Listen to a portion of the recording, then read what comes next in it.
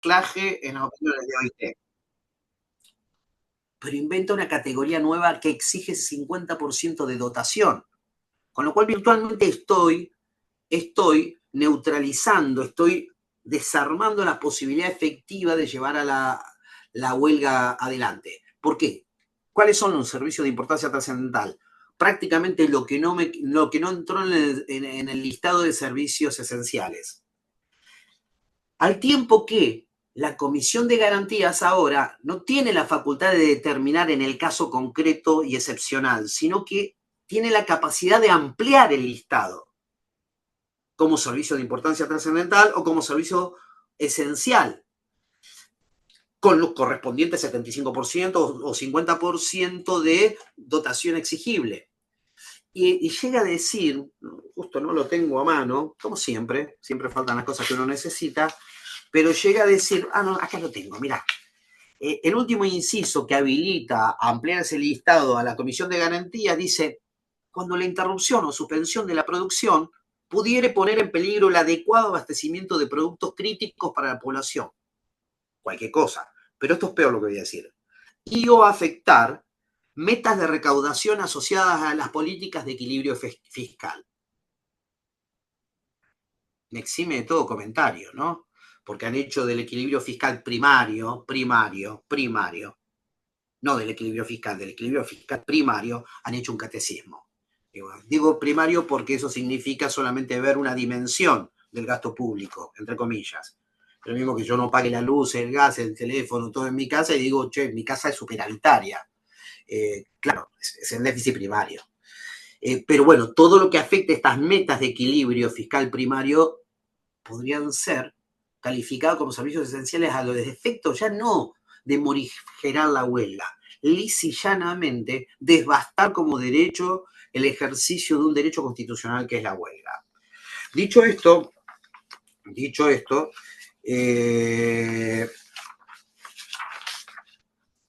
¿qué más establece con respecto a esto? Perdón, como siempre uno me entreverando los papeles. Eso con respecto a la huelga. Convenios colectivos de trabajo. Prohíbe toda utilización analógica de los convenios colectivos de trabajo para resolver situaciones concretas. Habilita los convenios colectivos de trabajo para establecer cualquier forma de negociación. Por empresa, grupo de empresa, actividad, rama de actividad. Y esto es muy importante. Esto es una de las que llamo reformas estratégicas o inteligentes. El convenio colectivo posterior, un convenio colectivo de trabajo que viene a modificar uno anterior, tiene plena capacidad para modificar el anterior aún estableciendo condiciones menos favorables. El convenio colectivo posterior puede modificar plenamente el anterior e incluso modificar los contratos individuales de trabajo. Uno. Y segundo, los convenios colectivos de empresa van a prevalecer sobre los convenios colectivos de actividad. ¿Y esto qué significa, Diego? Nuria, básicamente que rompo la matriz del convenio colectivo de actividad, que es lo que me permite universalizar derechos, homogeneizar condiciones de trabajo, y empiezo a dualizar, heterogeneizar las relaciones laborales, teniendo multiplicidad de regulaciones y generando derechos de distinta velocidad. Esto se hizo en los 90 y fue brutal. El punto culminante de esto es la ley Banelco, la 25250 en el año 2000. Bueno, es un remember, como diría mi hijo mayor, de la ley Banelco esto. También deroga la facultad del ministerio para extender el ámbito de aplicación de un convenio colectivo, modifica la ley de asociaciones sindicales, restringe la realización de congresos y asambleas, pero no solamente las formales, sino también las asambleas informativas. Si impiden el pleno desenvolvimiento del establecimiento, califica como infracciones muy graves de las organizaciones sindicales la de afectar la libertad de trabajo de quienes no adhieren a una huelga, o cuando hay un bloqueo, o cuando hay una toma de establecimiento. Esto ya lo vimos en la ley base con respecto a habilitar frente a estas situaciones el despido con causa. Restringe el derecho de los delegados al uso de las horas crédito, reconocidas para el ejercicio de sus funciones. No pueden interrumpir las tareas laborales, con lo cual prácticamente las horas crédito las vas a tener que usar fuera del lugar de trabajo. Ahí te veo, Emiliano, vos que eras delegado, ahora que vas a la comisión directiva y te felicito, vas a tener que lidiar con los que van a tener este problema. ¿Qué más? La ley de asociaciones sindicales establecía que el piso para tener un delegado era en el establecimiento tener 10 trabajadores, eleva ese piso a 50. Restringe la tutela, la protección sindical de los miembros de comisiones directivas, de los miembros de organismos sindicales que requieran representación, de paritarios, de congresales. Solamente mantiene la tutela sindical, para lo que no entienda a qué me refiero, el fuero sindical, como dirían los antiguos, solamente a los delegados. Y aclara, solamente a los delegados titulares, no a los suplentes. Del mismo modo, podría despedir, suspender o modificar las condiciones de trabajo de todos los que no quedan amparados. Toma un concepto histórico del derecho al trabajo, que debe tener 100 años, el de las prácticas desleales. ¿Qué son las prácticas desleales? Conductas antisindicales de los empleadores hacia los trabajadores y sus organizaciones. Bueno, instaura un nuevo concepto realmente muy novedoso, que son las prácticas desleales que realizan los sindicatos y los representantes sindicales contra los sectores empresarios y sus organizaciones. Invierte el concepto de prácticas desleales. Desregula el procedimiento de encuadramiento sindical, dándole intervención al sector empresarial. No es lo mismo encuadramiento sindical que encuadramiento convencional. Un encuadramiento sindical es un conflicto estrictamente sindical y los empleadores no tienen absolutamente nada que ver con ello. Deroga el artículo 8 y el 16 de la Ley de Asociaciones Sindicales. El 8 es la que exige que, por ejemplo, en los cuerpos deliberativos haya participación de las minorías, o que en cada seccional, en una organización nacional, se elija las autoridades locales por el voto secreto y directo de los afiliados. Y el artículo 16, el que potencia fundamentalmente la democracia sindical, exigiendo recaudos básicos generales de legalidad en torno a lo que deben poseer los estatutos sindicales. Los deroga, el 8 y el 16, que estrictamente hablan de la democracia sindical en la ley 23.551. Digo, esto paradojal, porque el mismo gobierno que promueve esto, fundándose en las supuestas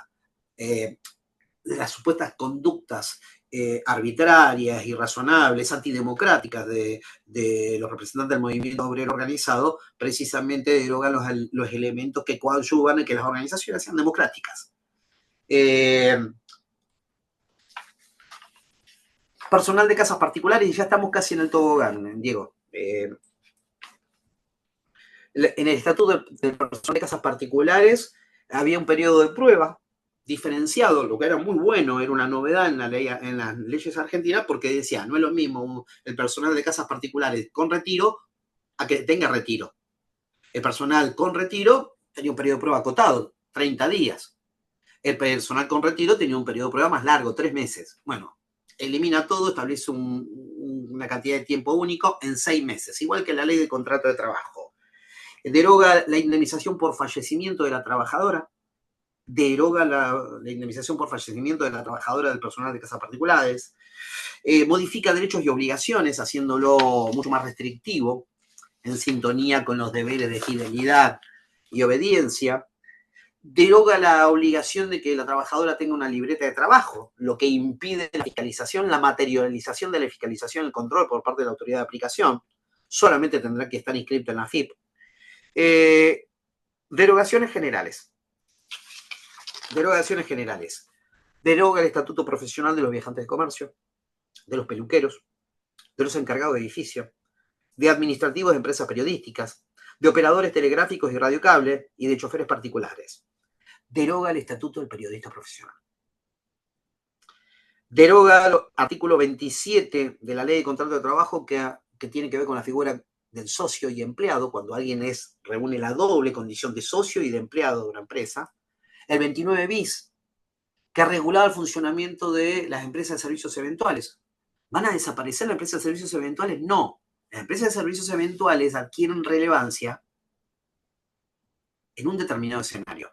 Pero si ahora yo puedo contratar a un trabajador para que labure para otro y el empleador es quien viene a registrar, Esto significa que yo puedo terciarizar a como me plazca en una suerte de hágalo usted mismo. Y si yo puedo hacer el fraude laboral con mis propias manos, ¿para qué voy a andar contratando una empresa de servicios eventuales? Por eso se deroga el artículo 29 bis. Se deroga el artículo 275 de la Ley de Contrato de Trabajo que cuando de pronto o hay una conducta inapropiada, rechazo sin ningún tipo de fundamento de lo que dice el reclamante por parte del empleador, se puede calificar como temeraria y maliciosa la conducta del empleador en el proceso judicial. Se deroga. Se deroga la Ley 23.472 de Fondo de Garantía de Créditos Laborales, la Ley 23.759, licencia para el voto en países limítrofes, que le digan a los bolivianos soy Jujuy, a los que están en el Río de la Plata, a los uruguayos y todo eso, puede ser que el voto se pueda hacer por correo. La ley 24.493 de mano de obra nacional, la obligación de tener mano de obra nacional, los puertos, guarda, y la ley 2657 de horarios de supermercados. Sugestivamente, en un escenario donde las cuotas solidarias también están siendo arremetidas, hay en todos los planos las cuotas solidarias están siendo atacadas. ¿Qué son las cuotas solidarias? Obligaciones que tienen los trabajadores y muchas veces son los empresarios para que entren en el erario del sindicato. Hay un mito urbano, estoy medio cerrando con esto, Diego, para no espantar a los que me escuchan. Hay un mito urbano y dice, los sindicatos están llenos de plata con las obras sociales. Yo los invitaría a muchos a ir a las sedes sindicales y ver cómo los trabajadores todos los días hay una procesión para ver cómo un corno la obra social le resuelve un problema que no puede resolver. ¿Por qué? Porque la obra social recauda aportes y contribuciones sobre un porcentaje fijo del sueldo y tiene que competir en el sistema de seguro de salud contra las prepagas que se rigen por el mercado. Y la cuestión es que mientras unos tienen ingresos limitados y las otras, de acuerdo a las reglas del mercado, los gastos son en dólares. Todo el tiempo, todo el tiempo. Con lo cual, las obras sociales sindicales hoy no financian los desatinos de los sindicalistas como alguien con prejuicio antiobrero quiere expandir. Hace muchos años que las obras sociales se financian a través de cuotas o contribuciones o aportes solidarios de los trabajadores y los empleadores. Esa plata entra al sindicato mediante la negociación colectiva y se redistribuye en el sistema solidario de salud. Bueno, esas cuotas solidarias ya deberán tener la autorización mes a mes. Se reforma el artículo de la ley sindical que dice que forma parte del patrimonio sindical lo recaudado en concepto de cuota solidaria. Las cuotas solidarias que entran en los convenios colectivos de trabajo que estaban absorbidas por la ultraactividad, es decir, estaban vigentes hasta que finalmente las partes decían que no están más vigentes, ahora no son más ultraactivas. Y si algunas todavía están vigentes, van a ser revisadas dentro de un año.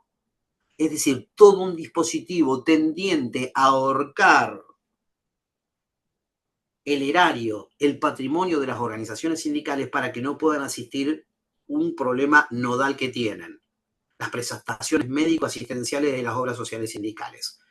La nota de color la da este proyecto porque lo último que dice es que se modifica el artículo 1 de la ley 23.660 de obras sociales sindicales. ¿Y qué dice? Que forman parte del sistema y serán agentes de seguro de salud. El inciso A que decía, 1A, las obras sociales sindicales se deroga, no están más. Están las prepagas, pero no están las obras sociales sindicales dentro del sistema solidario de salud. Es directamente escatológico. Cierro.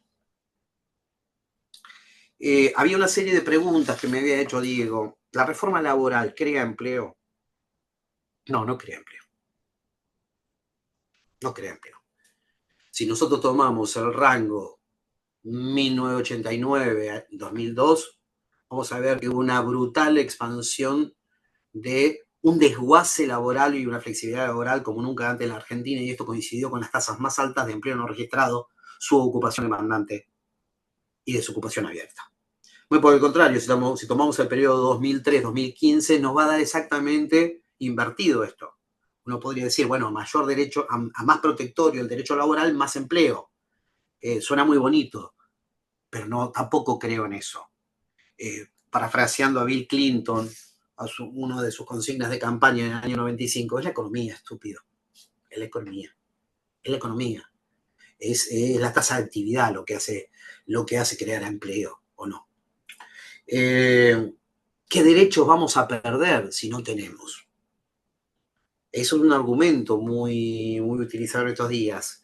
Bueno, parece ser que el 3% más acomodado de la Argentina le hizo creer al ejército de reserva, de desocupados, precarizados, subocupados, precarizados, que el problema son el 30% de los que aún conservamos algún derecho. ¿Cuál es el escenario? ¿Que todos pasemos a ser precarizados? Es un horizonte muy bajo para una Argentina que queremos grande. Entonces, la discusión es, ¿cuál es el punto de referencia? ¿Ese horizonte tan bajo, donde todos seamos parte de la misma desgracia? Bueno, ahí es una labor de construcción política, es una labor de construcción sindical, es una labor que tiene que llevar adelante de sentido no solamente en las organizaciones sindicales, sino en la universidad pública. Es decir, del mismo modo que el trabajo formal era un horizonte de certezas, pero todavía tener un título universitario en una universidad pública sigue siendo un universo de certezas, tenemos que contagiar eso también con respecto al empleo formal, con la necesidad de estar representado por una organización obrera, por la necesidad de tener paritaria, negociación colectiva, un derecho que es la libertad de huelga. Podríamos estar hablando mucho de esto, Diego, por una cuestión de que me desbordé absolutamente la confianza que ustedes tienen en mí y el tiempo corto acá. Bueno, Luis, no, estuvo muy interesante, muy completo y mucha información diste que en realidad no está circulando, o sea que por ahí te vamos a pedir algo de esa información, si escribís un informe o... Uy, se acaba de cortar. ¿Me están escuchando? Sí, sí, te ¿Sí? escuchamos, Bien, Diego. bien. Sí. Llegás a escribir un informe o tenés algún material para que lo compartas. Había preguntas en el chat, pero queremos darle paso a Diego para que bueno, ¿Y mañana?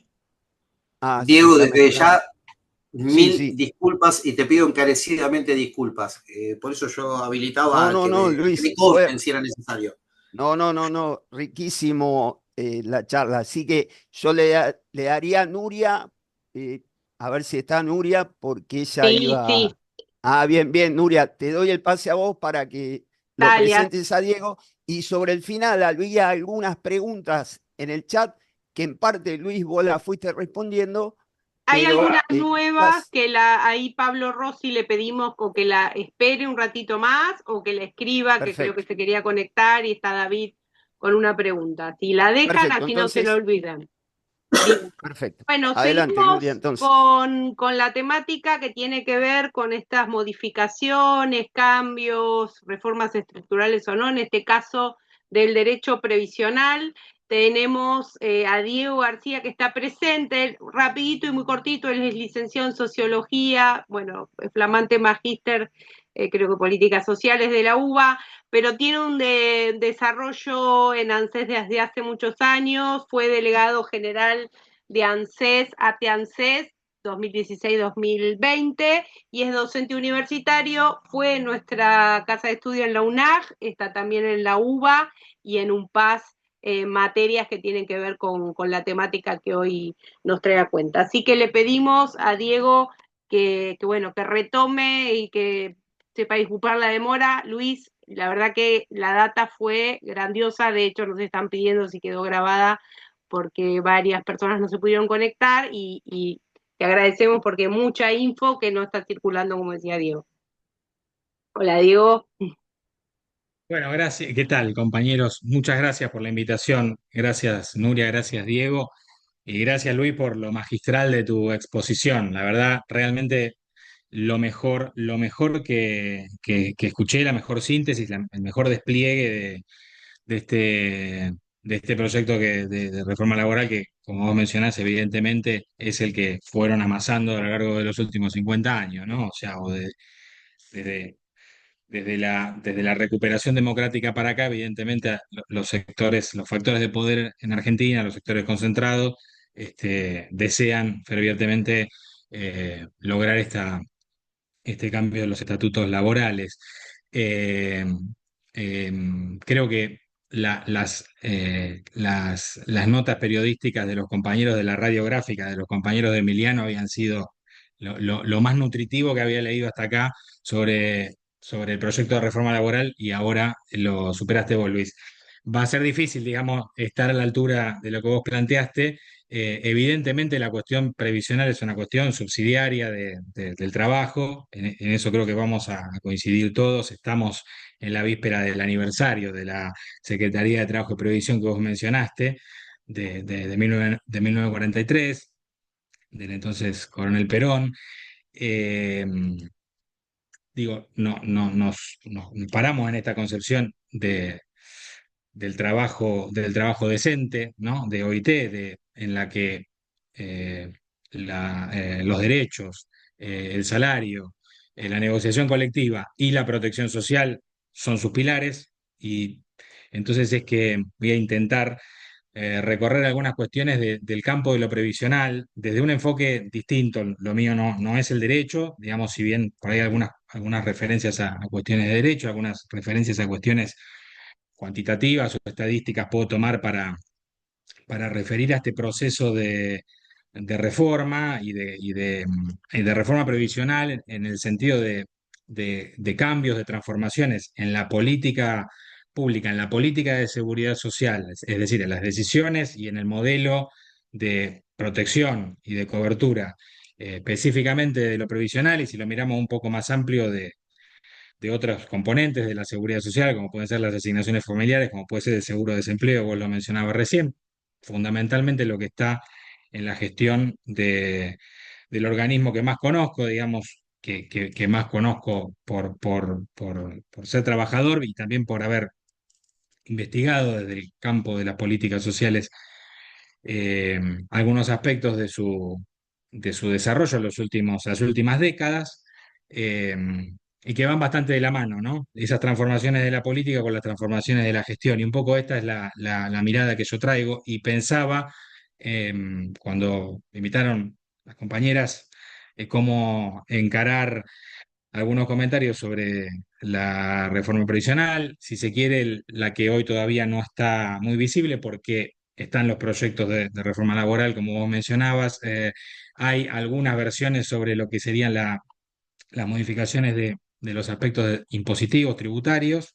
Hay algunas versiones sobre lo que esto sería, no tan así sobre un proyecto de reforma estructural del sistema previsional, pero sí está mencionado claramente en el Pacto de Mayo como una vuelta a la privatización del sistema previsional. Pero es tal el grado de regulación que están planteando, ¿no? De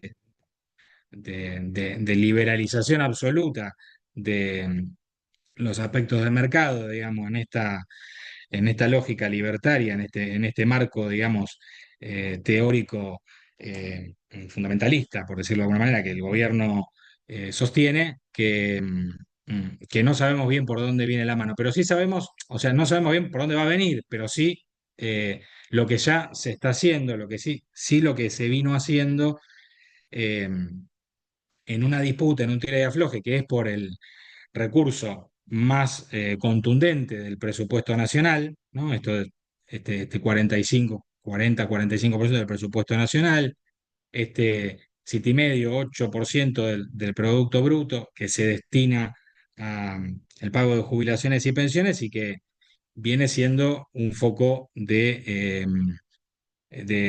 atracción para estas políticas de ajuste, de desguace de lo estatal, y especialmente de condicionamiento de la mano de los organismos de crédito internacional, de la mano del FMI, de la mano de este proceso de endeudamiento que venimos atravesando, y que se ha acrecentado en estos últimos 2 años de gobierno.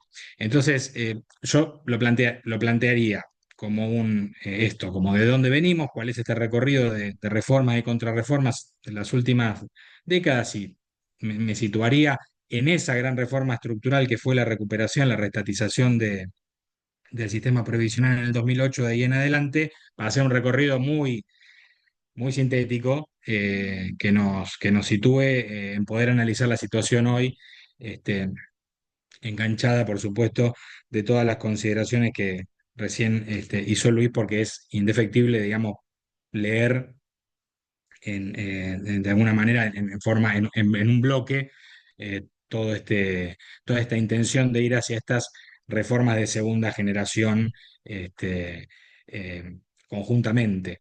Este, entonces, uno de los aspectos creo que importante de recuperar y de señalar desde el lugar en el cual se definió, se decidió esta estrategia en el periodo 2003-2015, yo lo llamo neo-bienestarista, ¿no? Esta recuperación de elementos nacionales y populares y también de un proyecto de desarrollo, en donde junto con aquellas reformas que repusieron derechos laborales y que deshicieron las cláusulas de flexibilización laboral, se plantearon que después de aquel saqueo que habían sido las FJP y de la mayor crisis de cobertura del sistema previsional, que había caído aproximadamente al 60% de las personas mayores de edad, quienes recibían un beneficio de la seguridad social, eh, lo planteó como de una desprotección como efecto de prácticas laborales desfavorables, ¿no? Aquella decisión de las moratorias, aquellas leyes del 2004 y en adelante que sostuvieron esa política inclusiva, basaban en la idea, digamos, los decretos de regulación de estas leyes en la idea de que eh, habían sido los trabajadores y las trabajadoras durante largos años del neoliberalismo víctimas de prácticas laborales desfavorables y venía a reparar, a recomponer esa situación, ampliando el derecho de la jubilación, el derecho a una jubilación digna. Y la ANSES, en este caso la Administración Nacional de Seguridad Social, institución, organismo creado en la década del 90, creado también de la mano de aquellas reformas neoliberales del empleo, de la previsión y de las asignaciones familiares, pero que había quedado a cargo del régimen de reparto, ¿no? Del componente público de aquella semiprivatización de las AFJP, era ahora ya una institución que estaba destinada a gestionar eh, no solamente los programas clásicos de la seguridad social, es decir, desempleo, asignaciones familiares y jubilaciones y pensiones, sino también directa o indirectamente programas destinados a paliar necesidades de la población en riesgo o más desfavorecida, ¿no? En todos los rincones del territorio como condición de extrema vulnerabilidad, proveyendo estas prestaciones y servicios. Digo esto porque creo que estamos en un momento en el cual, así como se ponen en crisis y en discusión eh, los estatutos del trabajo, se ponen también las instituciones como el derecho laboral, digamos, la justicia laboral, los sindicatos y todas las organizaciones vinculadas a la protección social, como las obras sociales y también en lo que hace al Estado en su rol de garante de estos derechos. Bien, algunas de las cuestiones que se mencionaban en torno de aquella restatización que también ocurrió hace 17 años a esta parte, en una fecha como la que estamos hoy, ¿no? Allá a fines de noviembre, el 20 de noviembre, se sancionó la ley 26425 de restatización del sistema previsional. Y en aquel momento la presidenta de la Nación plantea una serie de argumentos y plantea, entre otras cosas, que este despojo de los aportes de los trabajadores que quedaban en manos de la CFJP con sus altas comisiones por gestionar ese régimen de capitalización individual, además de quitar absolutamente de lugar el principio de solidaridad y asociatividad de los trabajadores y las trabajadoras,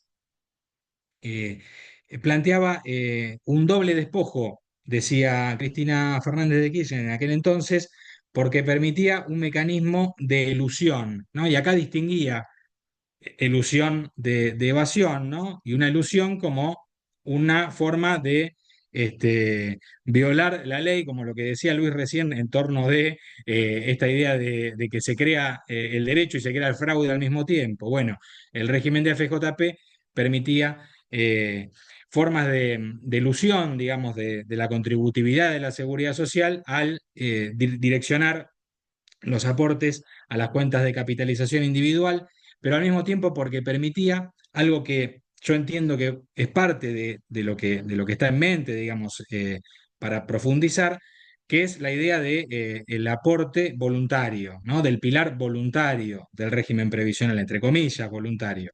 Es decir, voluntario para quien es un grupo muy selecto, digamos, de trabajadores o trabajadoras de altos ingresos o que producen, digamos, o generan un excedente en sus ingresos y logran entonces contratar seguros de retiro, ¿no? Lo que eran los aportes voluntarios en el régimen de AFJP y hoy pueden ser los seguros de retiro. En aquel momento, en el 2008, se deroga, por supuesto, el régimen de capitalización individual y hubo, si recuerdan, una discusión en torno de esto, de qué pasaba con las cuentas de aquellos que habían hecho aportes voluntarios y, bueno, siguió la controversia en el plano jurídico en alguna medida de quienes hacían ese tipo de aporte voluntario, eh, pero que también la ley previsional en el 2008 deroga, ¿no? Deroga la posibilidad de estos seguros voluntarios de retiro y deroga la posibilidad de deducir estos aportes del pago de impuestos a las ganancias, ¿no? Hay algunas cuestiones que yo creo que son perlitas que deberíamos tener en cuenta respecto de aquel periodo, no por llamarlo tampoco, digamos, como un periodo en el cual todo estuvo resuelto, ni con nostalgia, sino para recuperar algunos de los fundamentos de aquella reforma realmente estructural del sistema previsional, eh, y que con el transcurrir del tiempo, eh, 10 años a esta parte, se fue deteriorando bastante algunos de sus principios y sus fundamentos. Bueno, uno es este, digamos, esta idea de que en torno de aquel régimen mixto había algunos mecanismos fraudulentos, digamos, encubiertos de ilusión, por supuesto de gran beneficio para los sectores concentrados del capital financiero que estaban, que habían conformado sus propias AFJP, pero también rompiendo los criterios de solidaridad social, principios, digamos, básicos del sistema previsional. Entonces, solidaridad, universalidad, ampliación de la cobertura fueron parte de aquello que yo llamo modelo neobienestarista, o que podríamos llamar así, o creo que corresponde, pero también la creación y el fortalecimiento del Fondo de Garantía de Sustentabilidad. Una cuestión novedosa, digamos, la de haber recompuesto este fondo de garantía a partir de lo que había sido primero la ley de libre opción jubilatoria en el año 2007, donde el Estado plantea entonces que las personas de edad, digamos, ¿no? Aquellos que están en los últimos 10 años previos a lo que la ley estipula como edad mínima de jubilación, quienes no habían acumulado suficientes fondos en sus cuentas individuales, trasladaban a este fondo de garantía esos activos, digamos, esos recursos, y el Estado se iba a hacer cargo, como venía haciéndose cargo, de garantizar un haber mínimo y de garantizarle una inclusión al sistema previsional. Y al mismo tiempo, este fondo de garantía en el 2008 empieza al recuperar todos los fondos de la cuenta de capitalización individual, comienza entonces a tener participación el Estado en las empresas a las cuales la FJP habían resuelto invertir parte de esos fondos. Comienza también a resolver inversiones de tipo estratégica y se genera toda una estructura tendiente a gestionar ese fondo de garantía con criterios de sustentabilidad, pero también con criterios, digamos, de un enfoque de desarrollo económico productivo, de sectores estratégicos en los que el Estado va a decidir invertir o va a resolver dar crédito a determinadas industrias para el sostenimiento de determinadas líneas de producción. Y esto, si recuerdan, en aquel entonces ocurrió con la empresa General Motors, pero también con el desarrollo de las centrales nucleares y con otros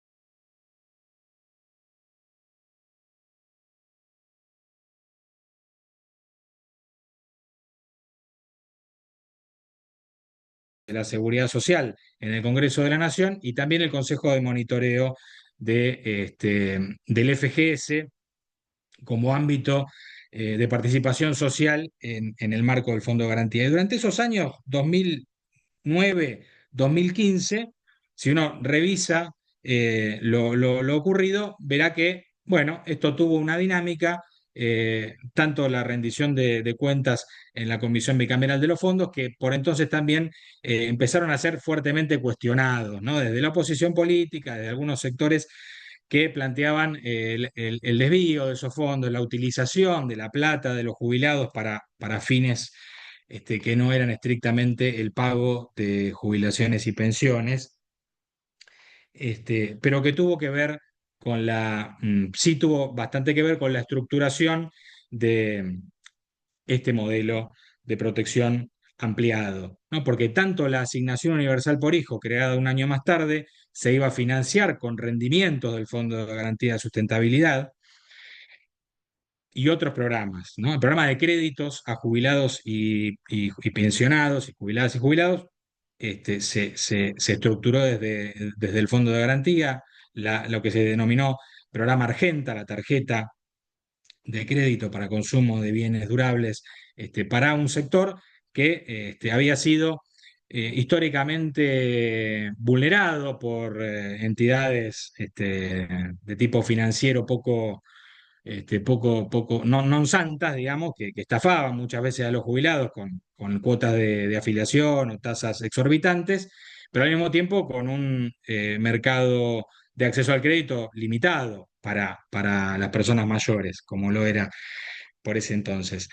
Pero también el programa de construcción, ampliación y remodelación de viviendas, Procrear, y otros programas, digamos, que tuvieron que ver con alguna capacidad de eh, gestión también de la seguridad social al haberse territorializado de un modo muy fuerte, con muchísima capilaridad, digamos, las oficinas, las unidades de atención de ANSES en todo el país.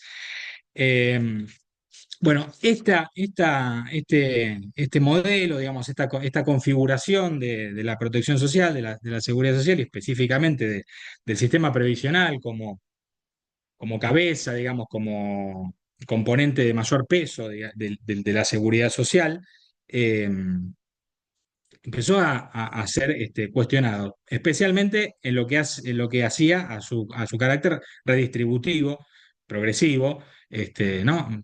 Más bien igualitarista, inclusivo, con la gestión macrista, con la agenda, digamos que a partir de 2016 va a comenzar eh, a generar regresiones respecto de estos efectos redistributivos, de estos efectos inclusivos del sistema previsional de la década anterior.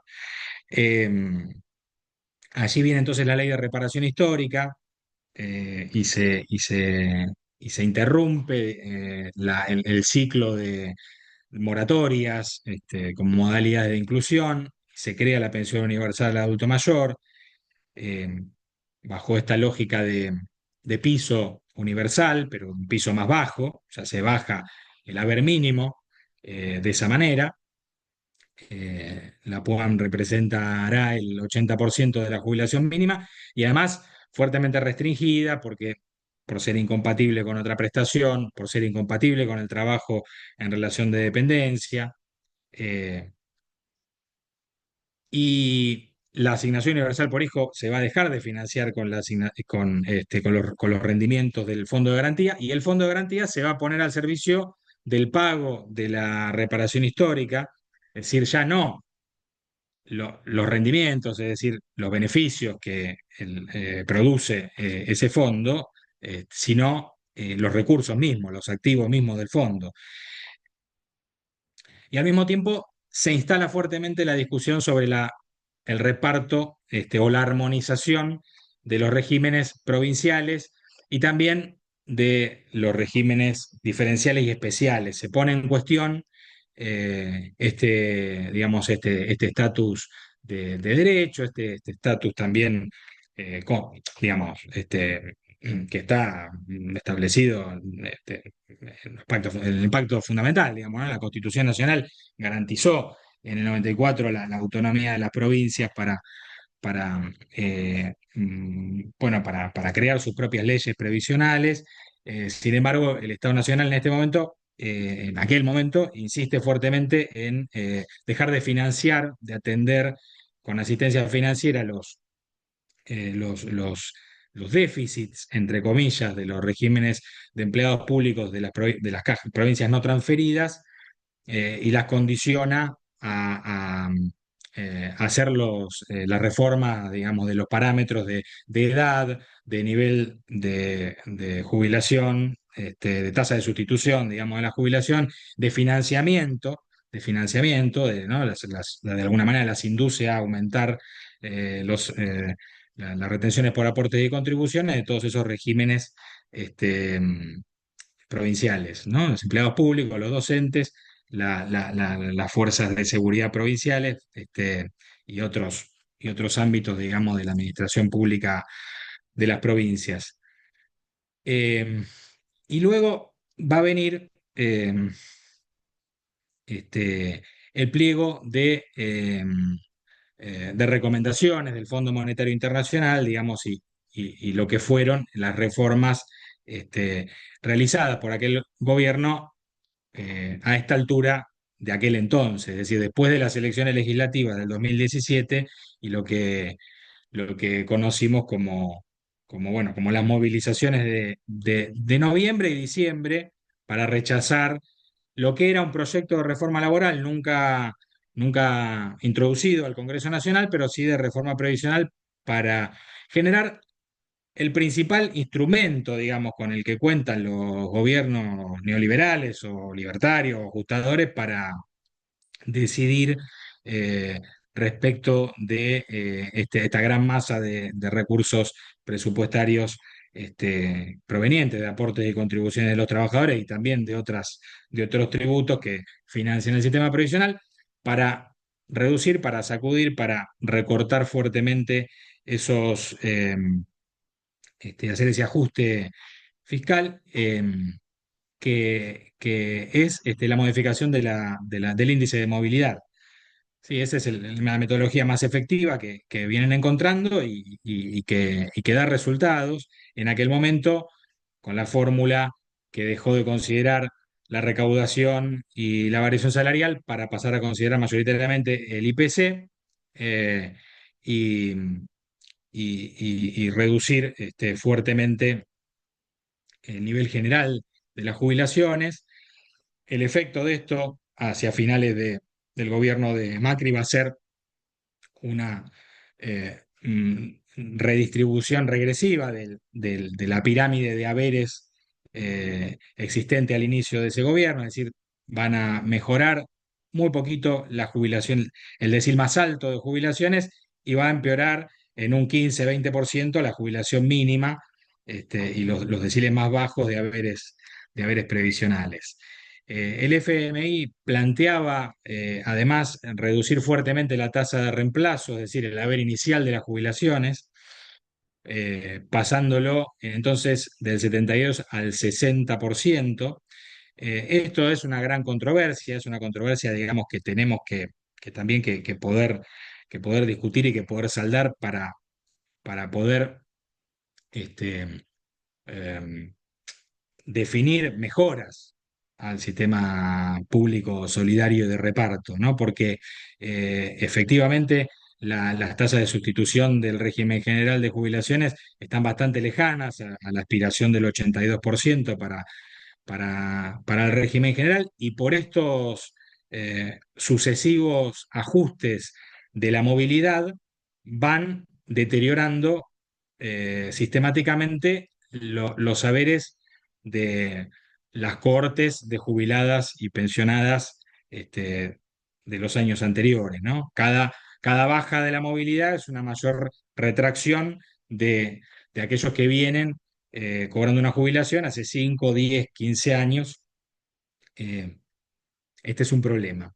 Pero también una de las cuestiones que muy probablemente avisora una reforma previsional que plantee, como intentó plantear la ley Bases, la primera versión de la ley Bases, una prestación proporcional, ¿no? Una prestación proporcional como un piso mínimo entre la pensión universal de adulto mayor y algún reconocimiento del carácter contributivo de las trayectorias laborales de los trabajadores y trabajadoras que que llegan a la edad jubilatoria habiendo, habiendo alcanzado una densidad de aporte suficiente, que no son la mayoría, claramente. Ahora vamos con algunos de esos números.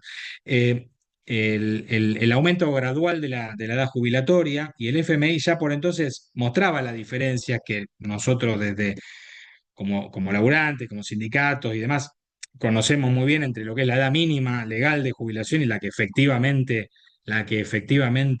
las personas este, pueden acceder a una jubilación. Generalmente se posterga, porque hay que poder calzar si es que hay alguna moratoria que permita completar los años de aporte o no, o seguir esperando que por el exceso de edad o por seguir acumulando algún aporte, llegar a los 30 años. En aquel momento planteaba que esa edad de ingreso promedio era de 63 años y había que elevarla a 65. eh, y también planteaba el recorte de las tasas de cotización. Básicamente planteaba la disminución de las contribuciones patronales, ¿no? Contribuciones patronales que ya tenían por entonces algunas tasas diferenciales, pero que buscaban reducir aún más. Con lo cual, vamos a tener en ese combo de reformas de fines del 2017, que también es una triple reforma, previsional, o mejor dicho, doble, previsional y fuertemente impositiva, eh, que cambia la distribución ya. El Estado, a partir de un fallo de la Corte Suprema y de la definición de la Ley de Reparación Histórica, había comenzado a restituir a las provincias ese 15% de los impuestos previo a coparticipación que financiaban el sistema previsional desde los pactos fiscales del 92-93, cuando las FJP se llevaron los aportes mayoritariamente de los trabajadores y había que sostener esa transición, lo que en aquel momento se pensaba como una transición de un régimen mixto a un régimen que iba, en definitiva, en algún momento a ser plenamente de capitalización individual.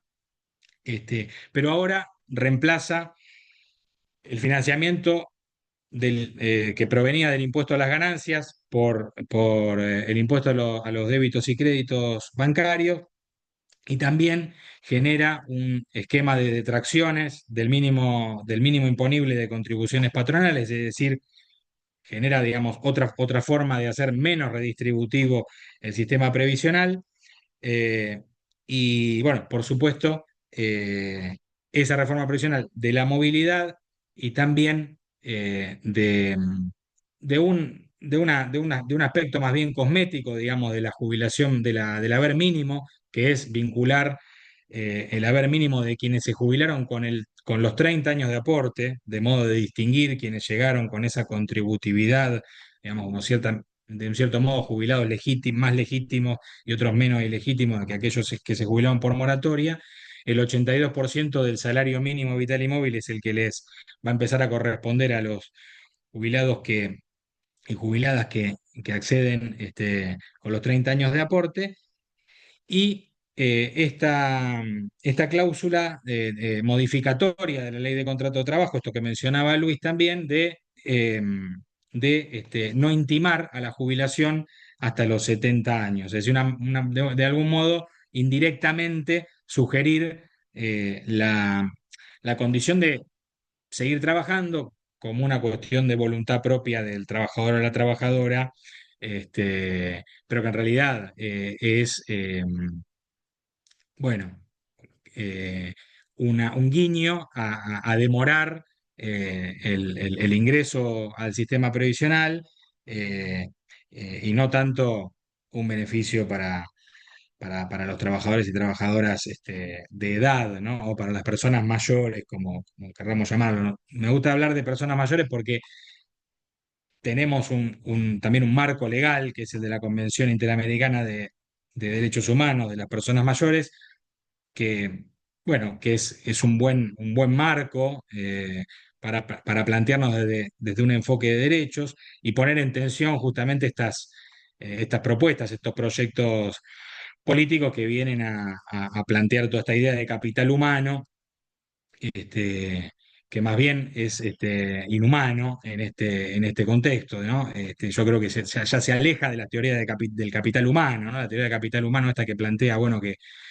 a partir de lo que del mérito individual, de la acumulación de ventajas en términos de formación, de nivel educativo, de, de un curso, de una trayectoria, digamos, que pueda invertir en esos tipos de capital, salud y educación para una mayor productividad, ¿no? Una mayor productividad, entonces es un mejor rendimiento y, este, y trabajadores y trabajadoras más competitivos en ese enfoque. Yo creo que acá hay bastante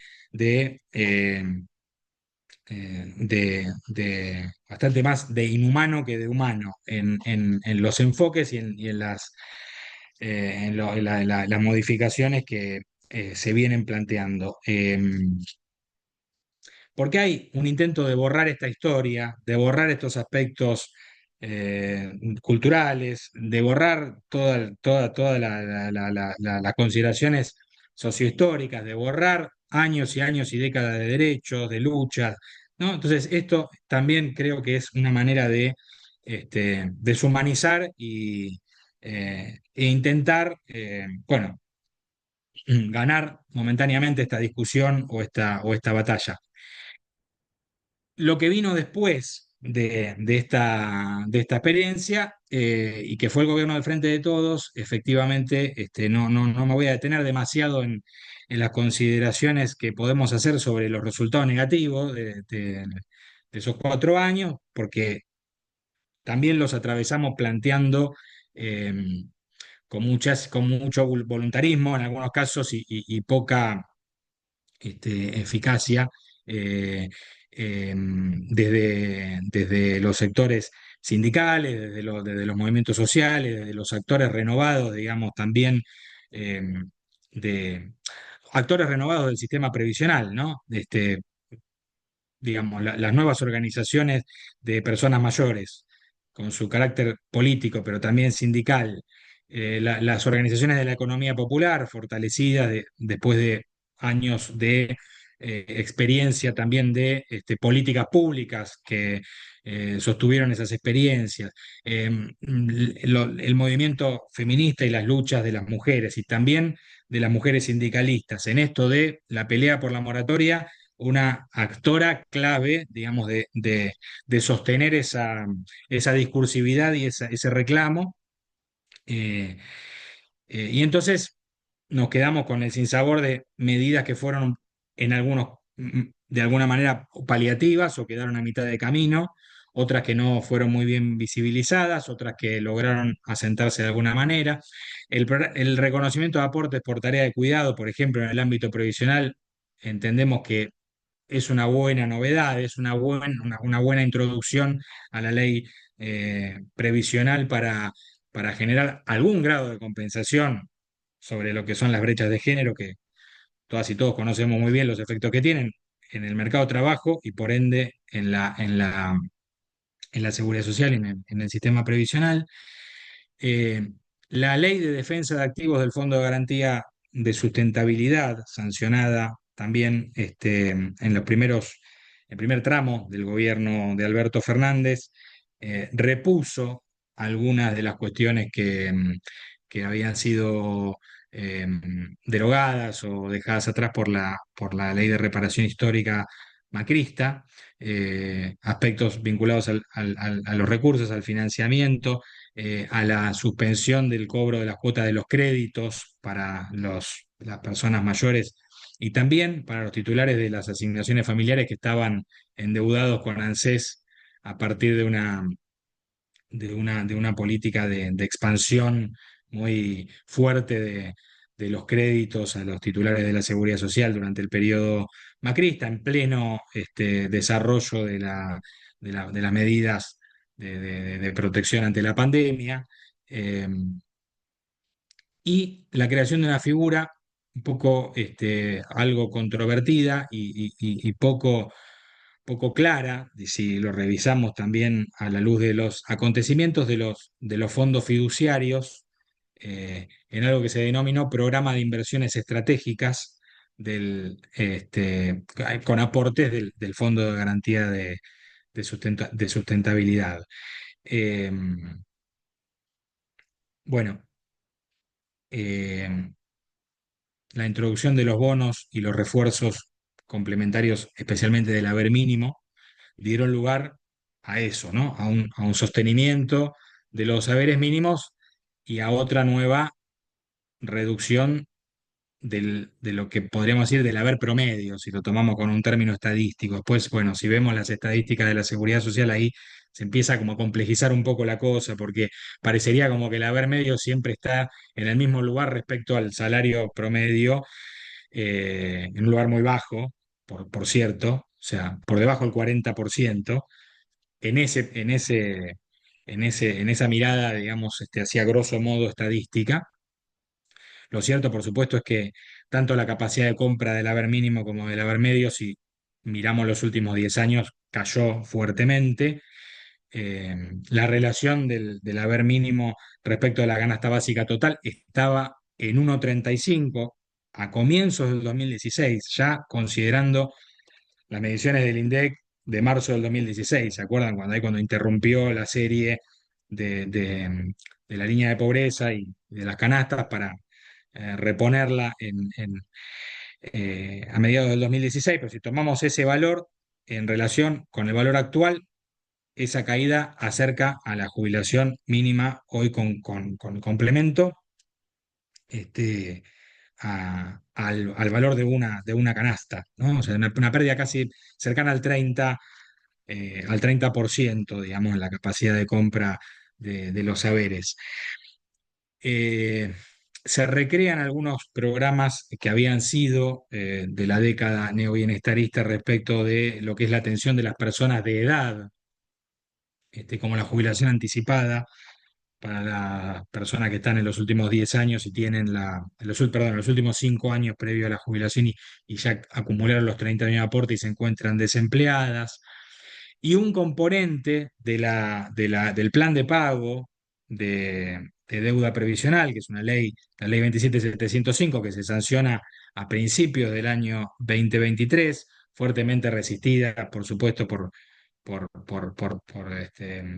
los actores de la oposición y también por el Fondo Monetario Internacional, que había sido parte, digamos, de la redefinición, bueno, no renegociación, sino de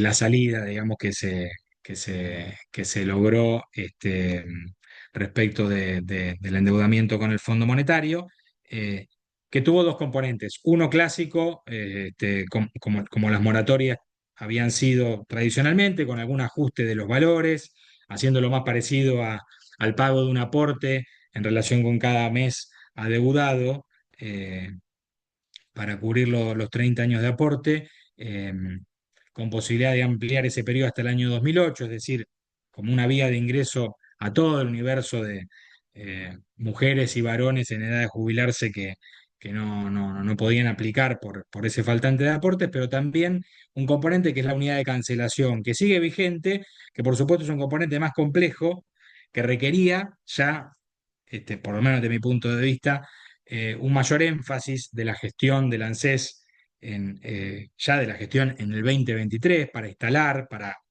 dar a conocer y para poder eh, tener una política activa respecto de las personas de edad que todavía no alcanzaron la edad jubilatoria y que podrían, digamos, reunir las condiciones para cancelar esos aportes faltantes, y que, como les digo, se sancionó sin fecha de vencimiento, con lo cual hasta que no se diga se deroga la ley 27705, que es muy probable que algún proyecto de reforma previsional lo incluya, está vigente. Pero no operativa, porque, o sea, sí operativa, pero no divulgada, ¿no?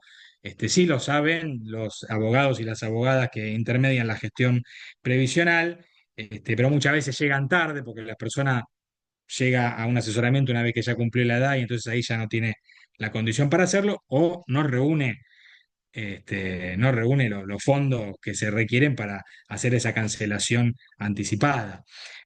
Entonces, bueno, este raconto, digamos, de alguna manera, como para decir, bueno, ¿de dónde venimos? Voy a ir un poco más rápido para plantear dónde estamos parados y qué es lo que podemos avisorar, tratando de no caer en ningún desliz predictivo ni nada por el estilo, sino como tendencias, digamos, y como cuestiones que tenemos que poder leer desde, desde la universidad, desde los gremios, desde los actores, digamos, que entendemos y que luchamos eh, bueno, por el derecho al trabajo y a la seguridad social.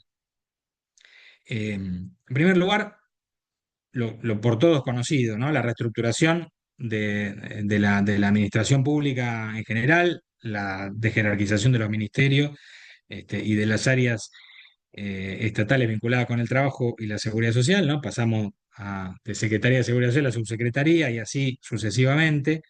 Creo que no conocemos ni el nombre de la Secretaría de Seguridad Social, tampoco conocíamos el nombre demasiado del Secretario de Seguridad Social anterior, digo, como para hacernos alguna, algunas autocríticas de la, este, de lo que se traduce, digamos, de la política en la gestión, ¿no? De las instituciones públicas, de las instituciones sociales, del Estado.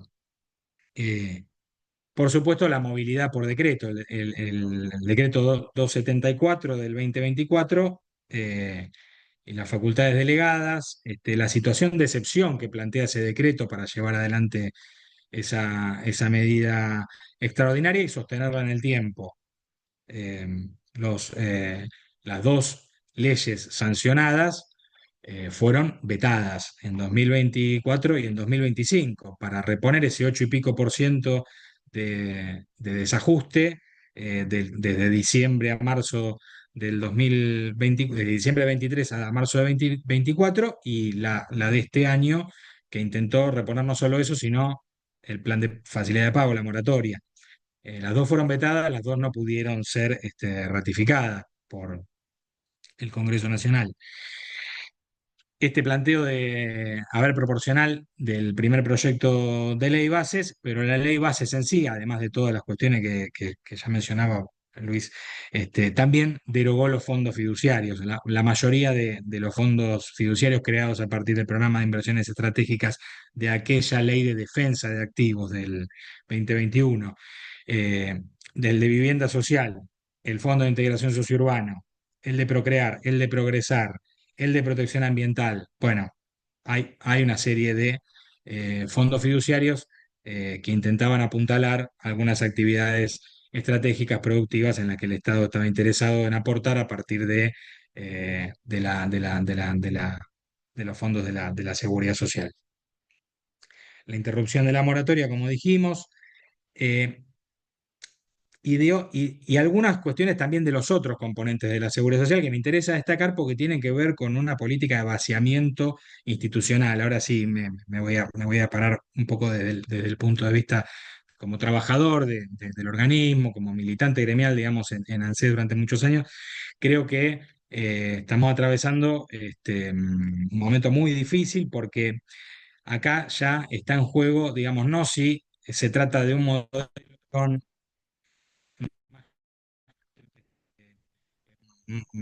más con un enfoque de derechos o de ampliación de coberturas, eh, sino de un planteo estratégico al interior del organismo de eliminar todo tipo de atención presencial, de ir hacia ese horizonte, de pasar toda la gestión a las aplicaciones, a la distancia, al uso de la inteligencia artificial, a, a- a plantearse desde un enfoque muy crítico de las debilidades, de las falencias, de la actividad de los y las trabajadoras que atienden en las oficinas del ANSES, de la actividad sindical misma al interior del organismo, digamos, como de la actividad sindical en todo ámbito, eh, pero que además eh, viene deteriorando los otros componentes de la seguridad social. Las asignaciones familiares contributivas, digamos, han sido eh, retrasadas, digamos, en su valor. Se desacopló la asignación universal por hijo respecto del primer rango de las asignaciones familiares, cuestión que venía empalmada desde la creación misma de la asignación universal por hijo hasta el 2024. Eh, Al mismo tiempo se planchó el tope para la percepción de asignaciones familiares contributivas, con lo cual hay cada vez menos trabajadores asalariales formales que perciben asignaciones familiares. Se creó este componente de vouchers educativos para el financiamiento de la educación de gestión privada, eh, para cubrir parte de ese gasto de los hogares, que es una especie de componente adicional de las asignaciones familiares, de lo que podríamos pensar como la vieja asignación por escolaridad, digamos, o la asignación, la misma ayuda escolar anual, pero recargada para fortalecer de alguna manera la educación de gestión privada, en este caso. Eh, y otras modificaciones, ¿no? Ya los créditos ANSES quedaron totalmente discontinuados. Ahora el ANSES no solamente permite que se pague a través de billeteras virtuales, sino además que ha generado un intercambio de información crediticia con las entidades financieras para avisarles a los bancos y a la financiera los trabajadores y trabajadoras que quedaron con saldos pendientes de los créditos a trabajadoras y trabajadores que se implementaron en la gestión pasada. Bueno, un sistema previsional obviamente que se desigualó fuertemente eh, por clase social y por género, por el vencimiento de la moratoria, por los traspasos progresivos y sistemáticos de, de jubilaciones, digamos, de inicios de jubilaciones a pensiones universales, eh, y que son, como ya sabíamos, pero vale la pena repetir, las mujeres de los sectores populares quienes van a ver más demorada el ingreso al sistema previsional, y que se van a Diego, jubilar sí, a niveles más Diego, bajos. perdón, tenés 5 minutos más, puede ser, para calcular después las Bueno, dale, posibles preguntas. dale, voy con todo ahí a intentar cerrar. Eh, en resumidas cuentas, digamos, hay una disputa entre estos dos enfoques, enfoque de derecho, enfoque de capital humano. La cuestión que se presenta como una dicotomía entre solidaridad y sustentabilidad financiera, digamos, del régimen previsional, nosotros sabemos que no es tal, el problema es que hay que poder, digamos, instalarla y sostenerla y acompañarla rechazando el proyecto de reforma que se venga, intentando estructurar uno propio, intentando acompañar a las organizaciones de jubilados y jubiladas que los miércoles marchan al Congreso Nacional, pero sobre todo creo fortaleciendo los espacios como las secretarías de previsión, como las secretarías de jubilaciones, como los centros de jubilados al interior de los sindicatos, de las organizaciones sociales. Creo que esto es una clave para enfrentar esta falsa dicotomía, ¿no? La que plantea los problemas del autofinanciamiento del sistema de seguridad social, la vieja cuestión de la pesada carga del sistema previsional que viene desde inicio de la década del 90. Entonces, creo que ahí no vale la pena mucho detenernos en, digamos, en esos números que existen, digamos, y pensamos, bueno, sí, tantos 1,4 aportantes por cada beneficiario del sistema previsional, sí, esto es cierto, eh, pero también es cierto, digamos,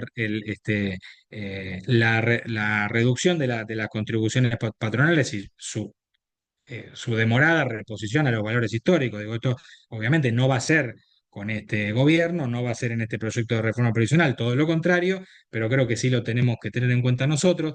Algo respecto de lo que va a pasar con los trabajadores y trabajadoras cuentapropistas, ¿no? Y cómo contribuyen a través del monotributo o de otras formas al sistema previsional de modo de poder acceder a prestaciones aseguradas. Eh, y el problema, digamos, no el problema, sino la tendencia al envejecimiento poblacional, eso es de alguna manera indeclinable. Claro que no lo es. eh, Todo lo que entendemos que el Estado y las organizaciones sociales pueden hacer por mejorar tanto el régimen previsional en términos de jubilación y pensión como los servicios sociales a jubilados y pensionados, o sea, como las prestaciones de PAMI, como la atención de la salud, como la infraestructura de cuidado, como la cuestión de la vivienda en las personas mayores, que seguramente va a ser un tema cada vez más controversial o problemático, como las desigualdades también del envejecimiento, ¿no? Porque la- la- las tasas de envejecimiento sí, los índices de envejecimiento, es decir, la relación entre las personas mayores y los aportantes que se llama tasa de dependencia entre las personas mayores y los jóvenes de 0 a 14 años, que esa es la tasa, el índice propiamente de envejecimiento que miden las estadísticas, es muy distinto de acuerdo al nivel socioeconómico, es muy distinto de acuerdo a la región del país, si es el norte o es el sur de la ciudad de Buenos Aires, y la esperanza de vida fundamentalmente de las personas que envejecen con un determinado nivel socioeconómico y aquellas que están mucho más rezagadas. Y por lo tanto, creo que ahí tenemos algo que mirar cuando podamos estructurar nuestra propia idea de cómo reformar o mejorar el, el sistema previsional y salir de la conceptualización que hoy es y creo va a ser dominante en la discusión que se pueda presentar, porque es la que van a traer, la que va a traer este gobierno de la mano de los organismos multilaterales de crédito, ¿no? Sería bueno reposicionar la voz del movimiento obrero, por supuesto, acompañarla por aquellos hay instancias, digamos, que son legítimas del tripartismo, digamos, como la Organización Internacional del Trabajo, incluso mismo como muchas de las cuestiones que plantean organismos más del régimen de Naciones Unidas, como la CEPAL y demás, cuando plantean objetivos, digamos, de progresividad en los derechos y que están fuera de la agenda de este gobierno hoy. Entonces, ante un escenario de retirada del Estado Nacional y de desregulación y desprotección absoluta, ante la vuelta seguramente de alguna forma de privatizar el riesgo, digamos, de individualizarlo y de derivarlo, ya sea a un formato más de creación de un mercado, como fue en los 90 el mercado de las FJP, o de desregulación absoluta, como puede ser el de salir en busca del seguro de retiro de la compañía que más te guste para hacer ahí un fondito para tu vejez. Tenemos que poder reposicionar en la agenda, entonces decía estas cuestiones, entiendo, digamos. de la mejora de los niveles de las jubilaciones y pensiones, de un sistema redistributivo y solidario, de los servicios de salud para las personas mayores, para las personas de edad, para esa transición, digamos, entre la obra social y el PAMI, digamos, esto también hace a la crisis de la finanza de las obras sociales sindicales, digamos, creo que es, bueno, junto con la extrema desregulación que planteaba Luis, eh, la infraestructura de cuidado, la cuestión de la discusión de la sustentabilidad a partir de una reivindicación del Fondo de Garantía de Sustentabilidad y de esta discusión sobre su carácter estratégico en cuanto a inversiones dirigidas, direccionadas por el Estado Nacional. ¿Qué está pasando con esto? ¿Qué está pasando con las instancias de participación y de rendición de cuentas que brillan por su ausencia y van a seguir brillando en este contexto, pero que creo que tienen que ser objeto de nuestro reclamo y acompañar, digamos, la recuperación o el fortalecimiento de la organización de, de los sindicatos y de los nuevos actores, digamos, que deben ser protagonistas o que entendemos que deben protagonizar la discusión de una reforma previsional como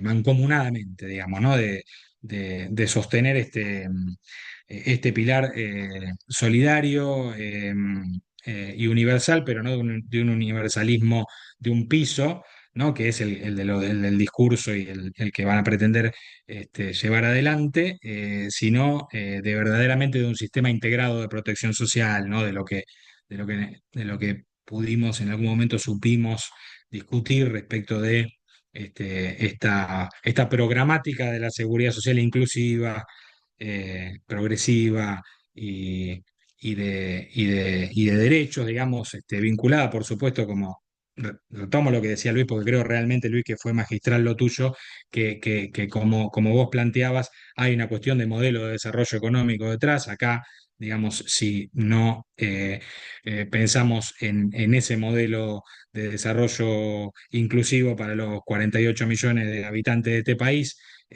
no nos va a servir, digamos, ninguna mejora, digamos, este, no va a haber creación de empleo per se por esta reforma laboral lapidaria, ni tampoco mejora en la situación de las personas mayores ni de las personas que requieren, digamos, la asistencia del sistema previsional, si no recreamos ese modelo de desarrollo nacional soberano, productivo, que genere ese círculo virtuoso que requiere cualquier sistema de seguridad social, que hace bueno, esa redistribución del ingreso y esa obtención de recursos que lo financien de un modo solidario y genuino, ¿no? Bueno, hasta acá. Muchas gracias por la atención, compañeros y compañeras. No, gracias a vos, Diego, también lo mismo que dijimos para Luis, muy interesante, muchos temas. Ambas charlas nos disparan un montón de interrogantes que lamentablemente hoy no podemos evacuar. Yo diría que tendríamos que continuar en otro momento con, bueno, profundizando, porque lo que hemos hecho hoy justamente es profundizar todas estas temáticas, ¿no? Y desde una mirada bien estructural, bien estratégica. Acá yo tomé del chat algunas preguntas que son dos y dos, y después, en todo caso, le cedo la palabra a Nuria para que cierre. Les voy a pedir que sean los más sintéticos posible. Son preguntas muy puntuales que tomamos del chat, más allá de las preguntas que no han quedado flotando, digamos, en el marco de las dos intervenciones. Por un lado, empiezo por vos, Diego, y después le doy a Luis. Y hay dos preguntas concretas. Una es la eliminación del monotributo, si esto en la mentada reforma previsional está pensado, esta información circuló, pero bueno. Y otra, directamente algo todavía más profundo, que sería la eliminación de pensiones por fallecimiento del trabajador o trabajadora, ¿no? Si hay algo de esto. Perdón, me había muteado. Sí, lo tomo rapidito. La verdad, sobre el tema monotributo yo no vi si hay algún material circulando, sea más o menos formal, pero de anteproyecto de reforma tributaria o impositiva. eh, digamos, la versión, ¿no?, que se dejó correr sobre esto, y que en términos de toda la desestructuración que planteaba Luis respecto de ese modelo eh, ab- absolutamente desregulador de las relaciones laborales, podría implicar, ¿no? El monotributo reúne componente impositivo y componente previsional. Son 1.300.000, 400.000 monotributistas. Hay un planteo desde los sectores, digamos, más conservadores o liberales respecto de la baja capacidad de financiamiento que el monotributo tiene en relación con las prestaciones de la seguridad social que reciben quienes aportaron al monotributo a lo largo de los años, es decir, por lo menos desde su creación para acá. eh, y entonces se produce el interrogante o la controversia sobre si esto sería posible o no. En todo caso, si el modelo es realmente de eliminar todo tipo de, mm, de cobertura, digamos, de un régimen de reparto contributivo, y pasar a un esquema donde se trate de una prestación no contributiva, como se define la PUAM como piso, para luego obtener el resto del haber jubilatorio de una prestación proporcional transitoriamente, o desde una prestación, desde una renta vitalicia o algún otro tipo de seguro de retiro. Podría ser, digamos, pero es una especulación, lo del monotributo. En cuanto a lo de las pensiones por fallecimiento, hay ejemplos de reformas previsionales en otros países que avanzaron en este sentido.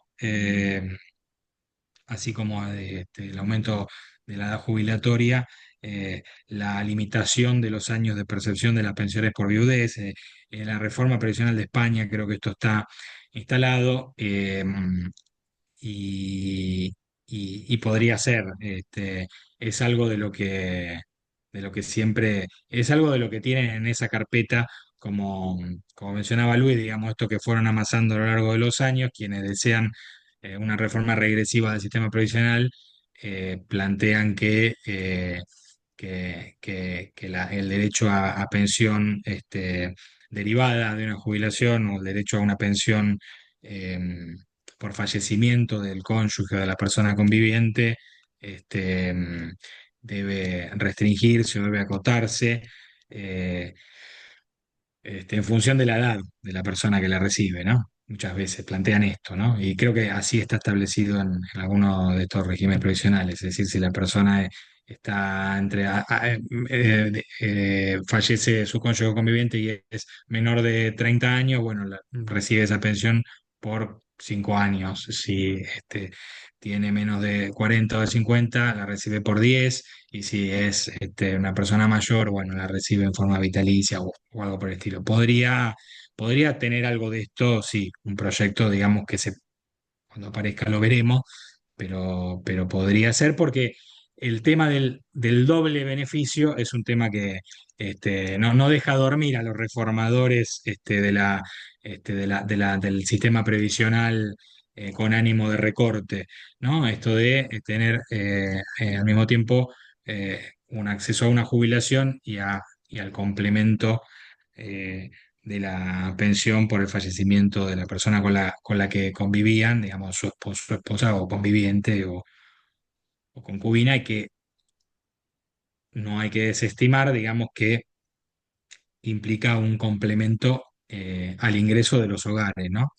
Este impacto, este efecto distributivo de las jubilaciones y pensiones de las casi 7 millones de personas que perciben jubilación o pensión, en términos redistributivos, y al interior de los demás integrantes de los hogares, es considerable. Bien, Diego, gracias.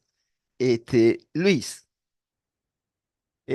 también dos cuestiones. Una, es más una afirmación, pero cuando hablamos de la extensión de la jornada laboral transformada en jornada flexible, acá se plantea seguramente una estudiante nos planteó la situación de los estudiantes frente a esta situación que perderían previsibilidad.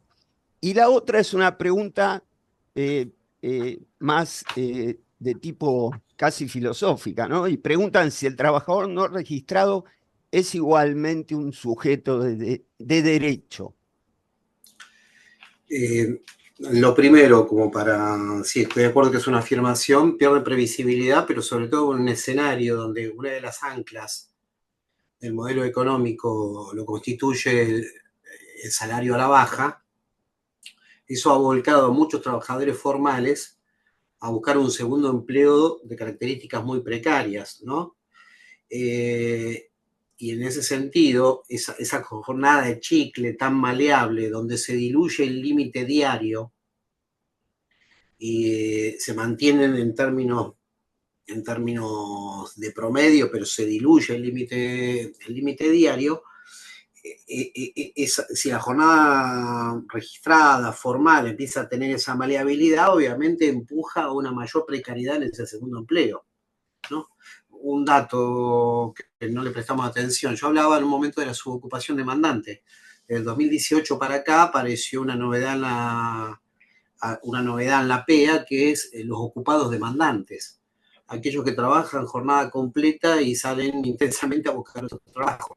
Digo, eso va a estar tremendamente formateado por el salario. No olvidemos que muchos de los conflictos que estamos viendo en estos días, empleados públicos ni hablar, docentes universitarios, un empleo que siempre tuvo, aún en épocas del menemismo, tenía buenos salarios, como el de los colectiveros. Estamos viendo todo que tiene un doble empleo donde la jornada empieza a perder todo tipo de límite. Digo esto, los instrumentos no son nuevos. Claro que la hora de crédito es nueva, pero nosotros tenemos desde el año 1991 la jornada de trabajo promedio que se puede establecer mediante convenios colectivos de trabajo. La obra incesante de Héctor Recalde no fue suficiente ni aún en los 12 años de la década ganada para derogar el 198, que permite, por ejemplo, mediante convenios colectivos, establecer una jornada anual y distribuir en cada mes tantas horas de trabajo. Me explico. La media pueden ser entre 180 y 200 horas, pero hubo convenio colectivo durante los 90 y se mantuvieron, que llevaron la jornada a 240 y 260 horas, de acuerdo a la discrecionalidad empleadora, y se reducía a 60, 80 horas cuando el volumen de la actividad bajaba. Y eso es una versión más de la carga, perdón, de las horas crédito o del banco de horas. Otra expresión era el contrato de trabajo a tiempo parcial. Si bien está definido como el contrato de trabajo que es menor a 2/3 de la jornada diaria, también era 2/3 de la jornada semanal y originariamente era 2/3 de la jornada mensual. Eso implicaba no solamente que trabajaba 5 horas, podía trabajar 32 horas en una semana, pero te las podían acumular 12 horas y el resto todo en 3 días. O trabajar 18 días consecutivos en la versión de los 90. Son todas formulaciones de lo mismo. Por eso señalo, y trato de ser breve que no lo estoy diciendo. Claro que hay que trabajar por la reducción de la jornada, pero no solamente tiene un límite como jornada anual, como jornada mensual, sino fortalecer las 48 horas por semana. Obviamente que vamos por las 40 horas y menos también, pero esto no se soluciona haciendo que uno trabaje un día menos si cada día yo trabajo 12 horas. Tienen que ser dos límites acumulativos, el diario y el semanal, si no la jornada de trabajo se va al demonio. Con respecto a lo otro, claro que sí, está la fantasía esa que el trabajador no registrado no tiene los derechos provenientes del orden público laboral, la protección laboral. No, una cosa es no estar registrado, otra cosa es no tener esos derechos. Es una cuestión más bien técnica, pero en el sentido común popular suele anidar esa idea. Y eso también construye un sentido. que existe una oligarquía de trabajadores que son los que tienen los derechos magros que señala la ley de contrato de trabajo y el convenio colectivo, y existen los que no tienen nada. Lo que señalaba hace un rato Diego, ¿qué derechos voy a tener si no, qué derechos voy a perder si no tengo derechos? ¿No? Esto es una construcción sobre la que vamos a tener que trabajar mucho, sobre todo desde estos planos de la construcción del sentido. Gracias Luis, gracias Diego. Le paso la palabra a Nuria. Ha sido muy interesante y nos ha dejado muchísimas cosas para seguir pensando y seguir profundizando, que en otro momento lo vamos a continuar. Les agradecemos la disposición y les paso a Nuria la palabra. Sí, para cierre, la verdad que fue, hay muchos agradecimientos, Luis y Diego, muy interesante. La temática da para seguir profundizando, no queremos extender porque sabemos que además dieron su tiempo para esta charla y en la virtualidad también tiene sus impactos. Lo que rescataba de las dos y tomaba como para traer, que también lo mencionaban antes, esto, digo, el 14 bis, el trabajador gozará de la protección de las leyes, la palabra de cuidado, el Estado en regulando los derechos de la seguridad social, esta idea del cuidado del adulto mayor, del trabajo en la comunidad de retiro, en la vejez, el trabajador en forma activa, las condiciones y medio ambiente de trabajo, todas las cuestiones que estarían con posibilidad, ¿no?, de un recorte, un retroceso en los derechos, y que viene a esta dicotomía que viene a enfrentar, como mencionabas, al trabajador asalariado, que es muy costoso, que hay que pensar en flexibilizar los costos, cuando las herramientas legales permitían a aquel que está por fuera a reclamar al empleador por la evasión, por la mala registración, por el pago no debido de los salarios, y lo mismo en el ámbito previsional, ¿no? De que hoy hay un gasto enorme en cubrir asignaciones a sectores más universales no contributivos, que las moratorias vienen a desfinanciar el sistema en esta dicotomía de aquel que aportó, de aquel que no pudo contribuir los 30 años por distintas cuestiones, entre ellas la fiscalización del Estado, ¿no? El concepto de trabajo. Trabajar mucho en esos conceptos o en ese imaginario de que estas reformas vienen a desproteger de alguna manera a todo tipo de trabajador, ya sea el asalariado, no asalariado, trabajador asalariado próximo a jubilarse y aquel, ¿no? Porque las opciones de beneficios que hay como pisos mínimos tienen muchas diferencias a los conceptos de beneficios en un criterio de universalidad, sea mujeres, personas con alguna discapacidad, trabajos con tareas más precarias. Así que dividir, ¿no?, al trabajo, al trabajador según su posición en el mercado de trabajo a la baja, y que en este caso, bueno, requiere de sensibilizar para acompañar, ¿no?, sin importar la posición que cada uno ocupe, en que estas reformas avancen lo menos posible. Así que agradecerle a todos, a Diego también por la invitación y por el armado, y bueno, y seguimos en contacto en la siguiente. Muchas gracias a ustedes. Están conectados. Gracias. Hasta Muchas luego. gracias. Muchas gracias por la invitación, compañeros, un gusto.